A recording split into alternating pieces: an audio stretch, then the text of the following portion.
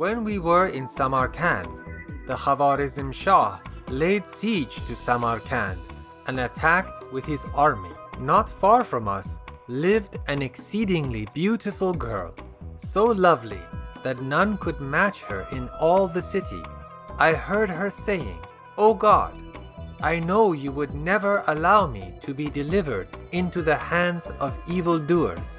I know you would never permit that. I rely on you, O God." When the city was sacked and all its inhabitants were taken into captivity, even the maidservants of that woman were captured, but she was left unharmed. For all her extreme beauty, no man even cast eyes on her. From this, know that whoever commits themselves to God is secure from harm and remains in safety.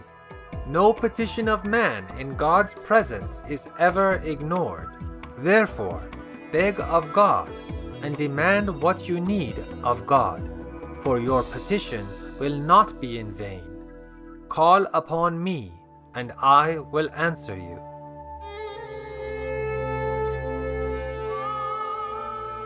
A certain dervish taught his son that no matter what he needed, ask it of God. The years passed. Then one day, while the child was alone in the house, he became hungry. In his usual way, he said, "I want some food.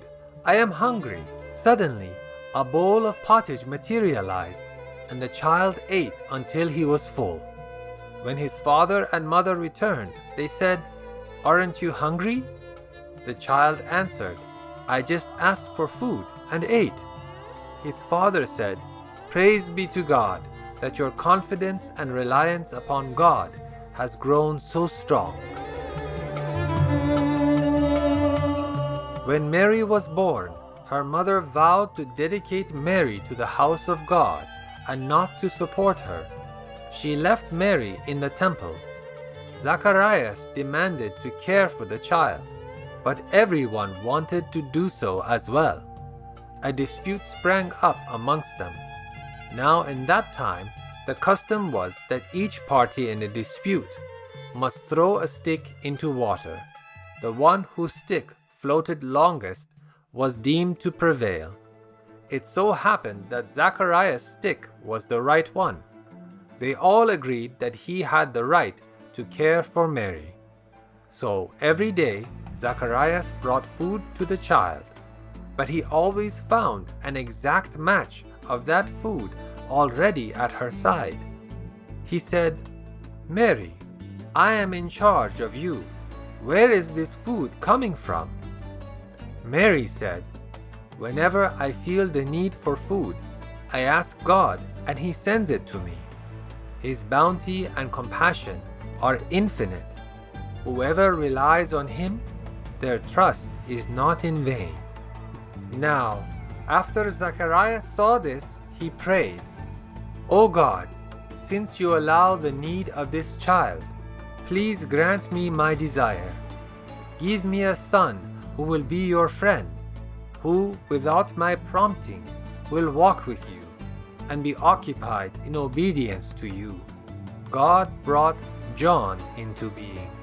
Even though his father was bent and feeble, and his mother was very old and had not borne a single child while she was young, still she became pregnant and gave birth.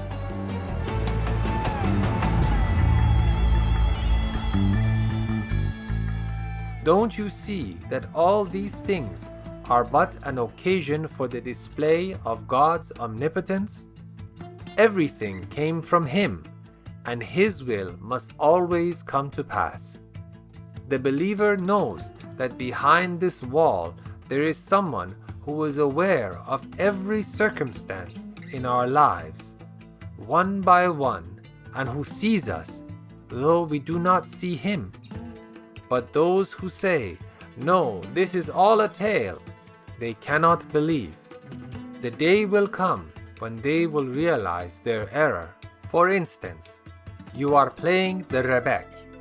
Even if you cannot see anyone, if you know people are behind this wall listening, you will continue playing, for you are a rebec player. After all, the purpose of prayer is not standing, bowing, and prostrating all day. For those moments of spiritual union that possess you in prayer should always be with you. Whether asleep or awake, writing or reading, in any moment you should not be far from the remembrance of God.